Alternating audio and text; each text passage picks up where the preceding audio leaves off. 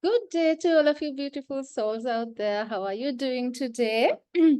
So, welcome to my Breathe and Balance channel once again. My name is Chaturujai Surya, and today we are going to talk once again about setting healthy boundaries in this series on healthy boundary setting. And today we are going to focus on drawing boundaries in regard to our physical bodies. Right? So, what is your physical boundary and what makes you feel safe or unsafe or comfortable or uncomfortable in your body? So, in order to simplify everything and make it easy to understand, I'm breaking it down into 5 different components or aspects through which we can try to understand it better. So, first, number one, it's about food or nutrition. Now, we all know our bodies require nutrition in order to survive, in order to be healthy in a state of vitality, right? So, what kind of food or nutrients do we need? In what quantities and when? Is the question that we need to ask in order to understand what the boundaries are. And this is a very individual kind of a boundary because we all have different kinds of bodies with different kinds of needs when it comes to nutrients, right? For example, in the Ayurveda tradition, there are 3 types of bodies, Vata, Pitta, and Kapha, like according to which our the kind of nutrients that we need, of course, differ, right? And also, there are so many other different aspects that we need to consider in this regard, like, for example, our state of health. If we had undergone, let's say, a surgery recently or had the flu even, or some other kind of ailment, the kind of nutrients that our body would need is very different from if we did not have those kind of ailments affecting our body, right? And of course, gender and weather conditions, geography, age, and there are so many such factors that affect the kind of nutrients that our bodies require, right? So it is really important, once again, to become intimate with yourself and understand what kind of body do I have and what are its nutrients. And then only we are going to be able to understand, am I having too little of something or too much of something? For example, I might need more iron right now, to become very balanced, and I might have an iron deficiency. Whereas you might be consuming an excess amount of sugar, which you need to decrease, right? And we all know how it feels when we have a heavy meal and when we consume too much of something, right? Our body is always indicated because our bodies always know. And all of you, I mean, who are used to, let's say, consuming alcohol, and you know how a hangover feels like, right?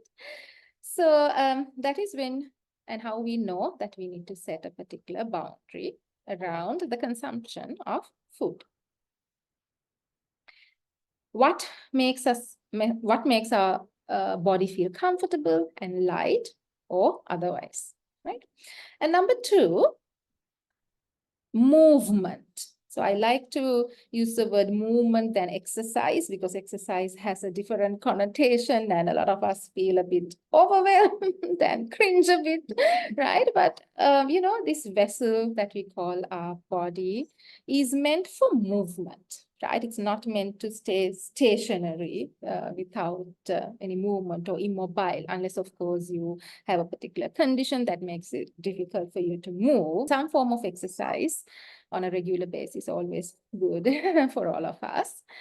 And this too, once again, needs to be done in balance in mind. So it shouldn't be either too little or absent, or it cannot be too much also. Right. So once again, we need to understand what our capacity is. What is my capacity? What is the need of my body for movement? For example, recently one of my clients came to me very disgruntled and disappointed in herself and in her progress in terms of her self-development, saying, Chaturi, you know what, I'm very disappointed. I'm not progressing enough. And I asked, why do you feel so? And she said, you know, my friend so-and-so, she's running 10 kilometers every day and she's posting it on Facebook. And whenever I see that, I feel so miserable because I can't run even 3 kilometers every day, and sometimes I can't run at all. And so you see here, the problem was that she was comparing herself with somebody else without realizing that her capacity and need is very different to her friends. And this is something that often happens to all of us, and especially because of the influence of social media. You know, we set certain standards that we can't reach. That is because I don't know what my capacity is, right? And so once again, it's important to understand in terms of movement and exercise, what does my body need and what is possible for it. And it's a gradual change that we need to aim towards. Once again, tuning into what makes my body feel light, happy, full of vitality, and what makes my body contracted and tired. And third one is about touch, right? So when I say touch, it's about your body making contact with anyone or anything else in the external reality. It could be another human, an animal, tree, air, whatever it is. But what ultimately makes my body feel safe and comfortable, and what makes it feel uncomfortable, unsafe, right? That's how we know how to put a boundary. So in terms of touch, for example, like if somebody hugs you or touch you or comes too close to you, how does that make you feel? So that would also differ from time to time, from person to person, depending on the relationship situation and your mood and so many other things. But your body always knows, right? And even in marital or intimate partnerships, and when you're making love, for example, to always pay attention to what feels good or safe and what does not. And even within the institution of marriage, always remember that you have the right to say no if you are not in the mood for physical intimacy, you know, any given time. And that is an understanding that you need to have between the two of you, right? And once again, it's important for me to know how my body is responding and how safe or unsafe it feels in order to take a stand and in order to say no, you know, set those healthy boundaries. And the fifth one, my favorite, is about work, right? And, you know, in today's world, it's very easy to fall into this trap of wanting to work all the time, do more and more and more work 24/7, because it is unfortunately a world that is that gives a lot of value to the masculine energy of action, you know, and we feel there is a misunderstanding, a misconception that more activity means more productivity, means more achievement, means more worth. So the more I act, the better I feel, the more worthy I feel. That is such a trap.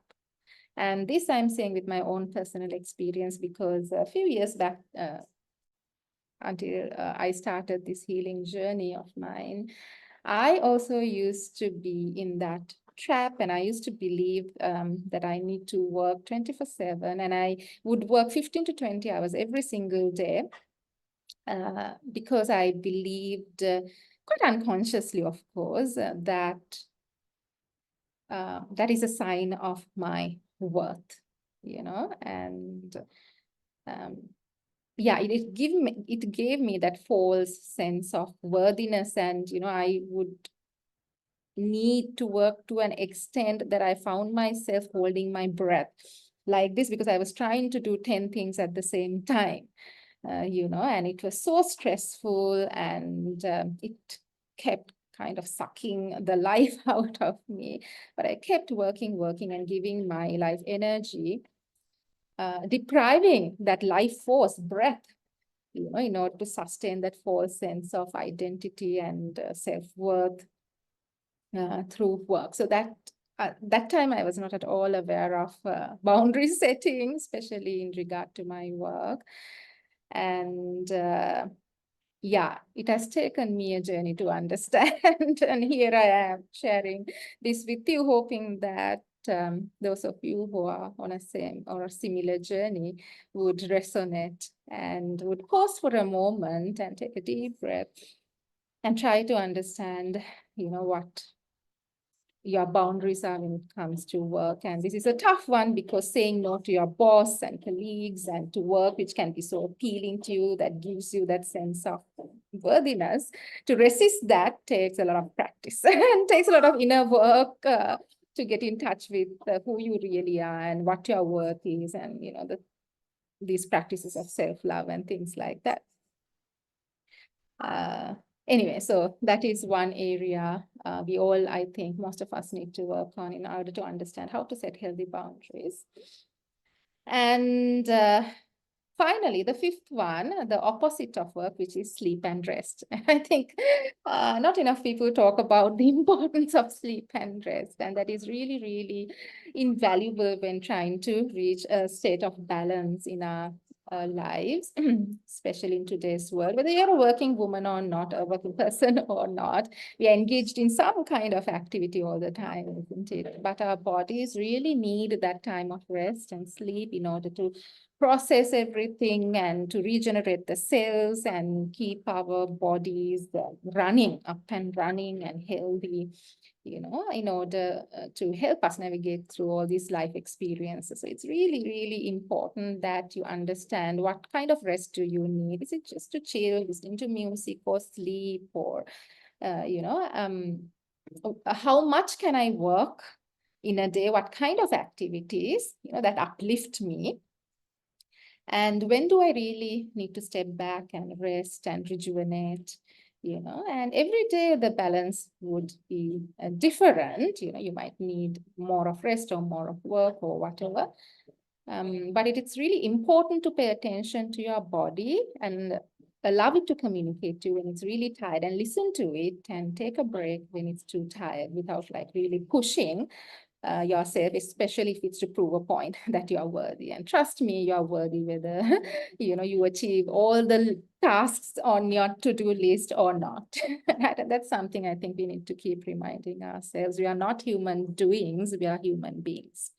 Okay, so the next point I want to convey is that the body has its own wisdom. We call it body consciousness. And it has a remarkable ability to heal itself only if we allow ourselves to listen to our bodies. And for that, we need to really slow down, pause, and listen, right? The best indicators that the body is off balance is the diseases or diseases, various ailments that our bodies start to experience, everything from a fever or a headache to cough, colds, to diabetes, to cancer, to any other kind of what we call labels, that all of us experience from time to time. And that is a sure sign that there is an imbalance, and that you may need to draw certain boundaries. And that's the time to pause and try to understand those boundaries, right? The target, the aim being not to get into any extreme, either too little or too much, which is the addiction part of it, right? But try to find that right balance where your body is feeling its optimal level of vitality, health, and wholeness, and there's that lightness that comes with it. And if you don't draw boundaries at the very beginning, then what happens is it becomes difficult to control it later because the body becomes habituated. The neuronal pathways become very defined and the wiring becomes too strong and the body becomes accustomed and addicted. It forms certain patterns which become difficult to break. So it's always best to nip it in the bud. Now, this takes some willpower, some discipline, of course. And most of the time we find it challenging, but the perspective that I would offer to you is that if I love myself, I would want the best for myself, isn't it? And this is something that I spoke in the last video. So when we were talking about the requirements for setting healthy boundaries, and it is this self-love that is going to help me to muster up that courage, that willpower, that discipline, that motivation, that energy required to set those boundaries and take the necessary actions and the steps in order to reach that state of balance, right? So let me give a few, actually just a couple of strategies or tips in order for you to be able to draw those boundaries in regard to your physical body. So it always starts with myself, right? So first, we need to learn to say no to our minds because the mind is where it all starts. So for example, even if you are addicted or if you are habituated to drinking coffee, let's say you need 10 cups of coffee every day, or smoking or chocolate or whatever it might be, right? Then whenever the mind says, oh, I want one more time, a little bit more, I need to have more, then you need to take a pause and have that conversation, pep talk with your mind and say, look, I understand that you need this, you're feeling the urge, but this is not the right time or the place. It's not healthy for my body, and I respect my body and its limitations. And therefore, I'm not going to harm it because I love myself. I love my body. So no, I'm not going to do that. So you set that boundary with yourself, with your mind. That's the first step. Now, some of you might find this easier than the next step, which is negotiations with other people in your life, right? Whether yet home, in your personal relationship, or with professional relationships, or anywhere. So sometimes, you face with peer pressure where your friends or colleagues might say things like, oh, come on, like, it's just one cigarette or one peg, don't be a sissy, just have this, it's going to be okay, even though okay, this is not what you want. And then at that time, you need to draw the boundary and say, sorry, no, right? And another example is like if you're visiting some family or friends, relatives after a long time, they might have prepared so many delicious dishes for you, but you can't eat oil or certain other type of food like sugar or whatever, but you feel bad, these people love me, they care for me, they had gone to such extent, spent a lot of time, and they make you feel guilty also by saying that, you're hurting me, you're not eating. So at that point, you can always say very kindly, gently, compassionately, but confidently and firmly, thank you so much. I understand you love me. You have prepared this for me with such love. I so appreciate it, and I'm so grateful. Of course, I would love to have these dishes, but unfortunately, I cannot have these other dishes because, it's not good for my body, and it will hurt my body if I do that. So thank you so much, but I cannot have it right now. That's all. Most of the time people do understand when you put it across very kindly and in a very understanding manner so that they don't create hurt within themselves. So once again, these take practice, but what is important once again, as we spoke in the last video, The requirement being that you really know who you are, what your needs are, in order to hold strong to your beliefs or your needs and take that stand, to be able to say no gently or firmly or whatever the situation requires. It is really important that you intimately know who you are and what your needs are. So lastly, in concluding, I would like to pose 3 questions to you, which I will post as a worksheet once again. Have a look at the description box.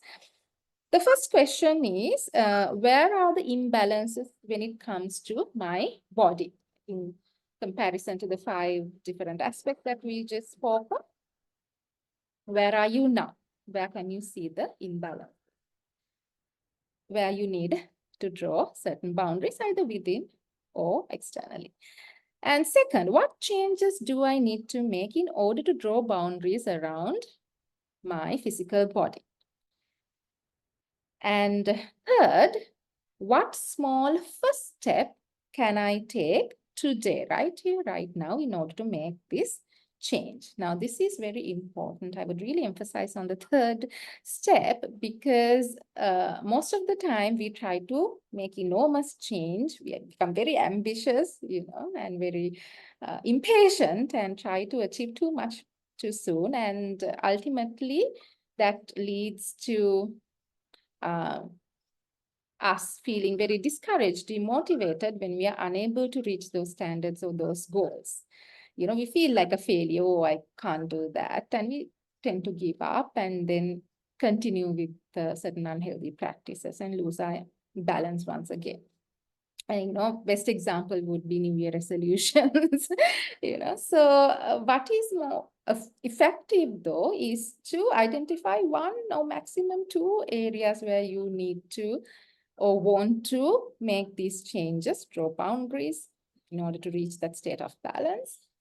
Let's say, for example, you are not at all active physically and you want to start, being more active or exercising or whatever it is. So instead of thinking, okay, I should run 10 miles every day or whatever, first, 1 week I'm going to take to walk 50 steps from one end of my house to the other, or down the lane or wherever. Just 50 steps every day. Very manageable, bite-sized actions.